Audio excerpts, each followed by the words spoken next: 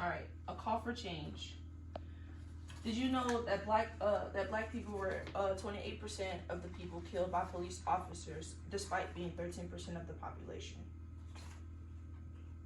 There were only 18 days in 2020 where police did not kill someone. Black African Americans are 3 times more likely to be killed by police than white. 1.3 times more likely to be unarmed than white people. Today, all of my data and resources will be coming from credible sources, including the FBI. As an African American living in America, I understand that every day black people live in a constant fear. I have this constant fear I have witnessed at firsthand. I know firsthand the anxiety that many black Americans feel when they leave their homes because they're not sure if they'll live to see another day. And oftentimes they're viewed as threat that needs to be eliminated by the very institution put in place to protect and serve them. Yep. According to the FBI, from 2013 to 2019, about 99% of all killings by police resulted in no charge being filed against officers responsible. Clearly, this demonstrates that the legal system in the United States functions as a shield for police officers who commit these acts of police brutalities against African Americans. I believe to bring an end to police brutality, we must hold our legislators accountable for their actions by voting and advocating for a change in police tactics, including banning chokeholds, reducing, de-escalating certain actions, and then reducing the fundings, providing police departments and investing those funds in the communities that need the help. And lastly, I believe that we need to allow for more federal investigation of these police killings, because a lot of them are getting, there's not a lot of justice being served. And then obviously, if you didn't know what police brutality means, this is the definition. And then next, going in, today I'll be presenting you about one of the main issues that is affecting all lives of, across the United States, especially African Americans: police brutality. This is not just a civil rights issues, but it's also a human rights issues, because it's robbing the lives of Black Americans all across America. Our current institution of policing must be restricted to create a safer environment for African Americans. And I believe over the past few years, the use of force by police have advanced, and it's become more brutal, resulting in the murders of many African Americans as young as 12 years old. As you can see, Tamir Rice, he was a 12-year-old boy killed in Cleveland, Ohio, for holding a toy gun at the park. He was shot twice, right on scene. Trayvon Martin, 17 years old, and we've all heard about this case, one of the most popular cases. He was unarmed, walking home in his neighborhood, bag of Skittles, $20 in his pocket, and Arizona Ice, and a cell phone in his hand, when he was shot and murdered by a watchman, not even a police officer who has a right to shoot or kill anybody. George Floyd, this is one that's been broadcasted everywhere. A 46-year-old male accused of having counterfeit bail, and this officer held his knee on George Floyd's neck for 9 minutes and 29 seconds. As other officers barricaded the scene, blocking anybody to come help. George lay there telling the officer that he couldn't breathe, and the officer continued to have his knee on his neck with his hands in his pocket after he stopped resisting. And George Floyd died after about 2 minutes. Breonna Taylor, we all know this case where, as African Americans, we're all scared of leaving our homes. Well, in Breonna case and many other cases, they didn't have to leave their home to be murdered by the people put in place to protect us. This 26-year-old EMT was shot 6 times in her apartment. 6 times. And the officer shot 32 shots blindly into her apartment. And once again, these officers were not charged. And one of them was charged with endangerment for the bullets that hit the walls of the neighbors, not even the ones that hit her. those were just a few names of the lives that have been taken by police officers. As you can see, this is what I have, but this list goes beyond. There's more. And today I'm going to be talking to you about systematic change. The problem is these officers are not being held accountable for their actions. 98.3% of the killing by police from 2013 to 2020 have resulted in officers not being charged. As you can see the numbers, just a visual image of what that looks like. And now that you're aware of the problem, we will now you see that there's a need for change, and we'll just discuss the step that you can take to be a part of this change. First, criminal justice reform. To bring an end to police brutality requires changing the laws of the system, and to assure absolute accountability and consequences for the officers who unjustly brutalized and murdered African Americans. As you can see,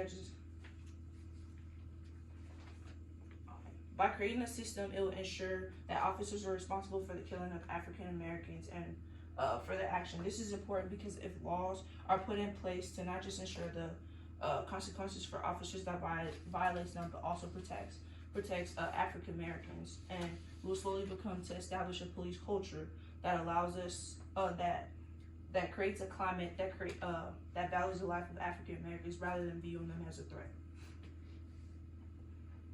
And more details on stopping these problems are banning chokeholds, allowing for more federal investigations, and also defunding the police, and ensuring all police are being accountable for their actions. And these police officers are practicing de-escalations. As you can see, it's just just an active 2020 of things that you can do. Now that we know the solution to the problem, I want you to take a moment to visualize how you could contribute to this change and ensure that this solution is implemented. And here you can see just the ways that you can be able to do so. The burden of ending police brutalities must be placed on the shoulders of those that are oppressed. As Americans, it is our responsibility to raise awareness and gather support of majority of Americans in hopes that will push lawmakers to enact systematic change that will bring an end to police brutality. This is exactly what you can do. I know a lot of people aren't sure what they can do, what actions to take, because maybe you're not educated enough on the situation, or you're not really sure how you can help without becoming a problem. And before you can help the fight of police brutality, you must educate yourself. You have to educate yourself on the history of police brutality and this oppression that African Americans have faced for 400 years. And in doing so, you could do so by watching movies, reading podcasts, and most importantly, I believe that you must listen. It's not always about talking and not always viewing trying to express how you feel. Sometimes we just need you to listen and just see what's going on and hear us out, rather than just trying to take actions and not understanding how we feel because you're not in our shoes. And next, you can use your constitutional rights by voting for legislators who are put in place to make these laws and that are now holding officers accountable. And as you can see, your First Amendment, it allows you freedom of religion, freedom of speech, freedom of press, freedom of assembly, and freedom of petition. And I believe that one of the most important things is protesting. I feel like when you're silent, a lot of times silence shows that you support what's going on.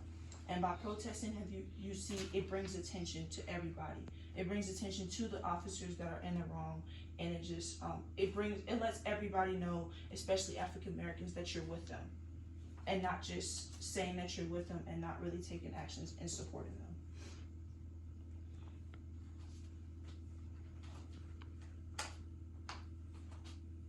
And then another one is exercising your right to vote. We must vote. We got to keep voting, not just for presidential election, but also for local elections, your Congress, your everybody. Just because it doesn't start with the president. The president doesn't make the laws. It's everybody else put in place in your states and all around. So I encourage you to continue to vote.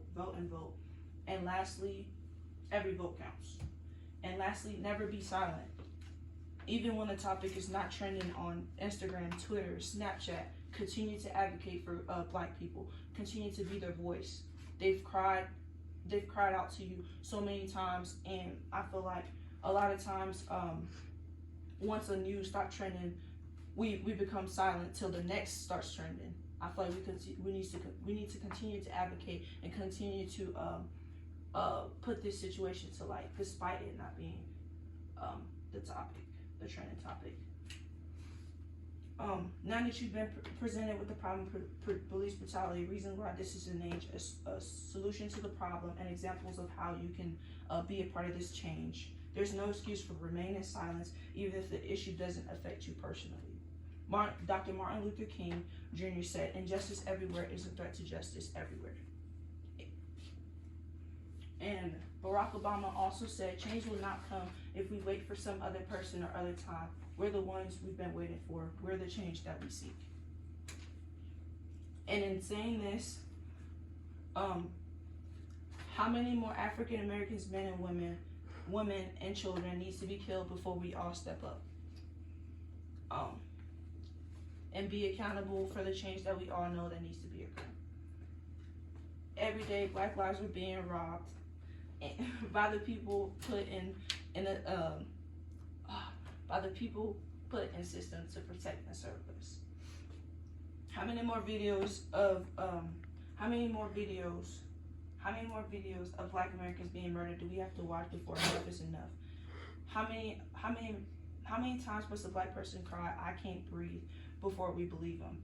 Imagine if your sister, mother, father, etc.